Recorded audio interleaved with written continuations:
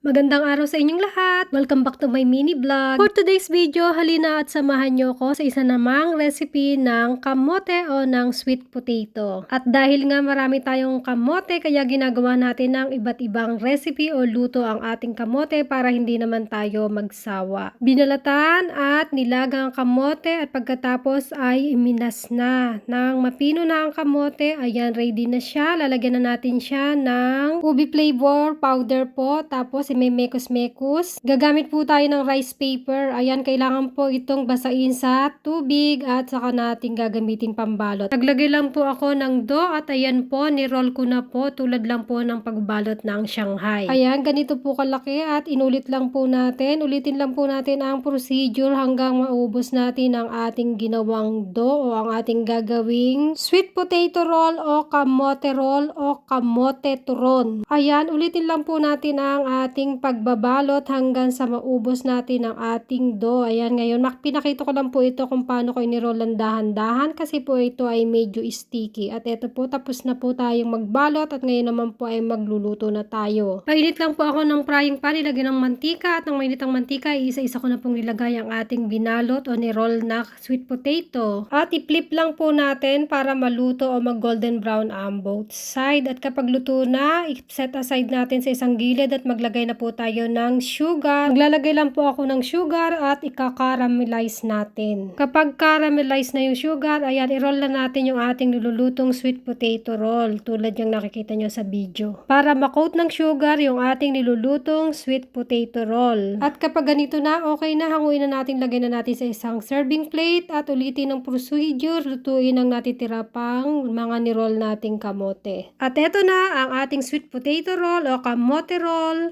Thank you for watching. Till to my next video. Follow for more. Like my video. God bless. Stay safe and healthy everyone. Bye.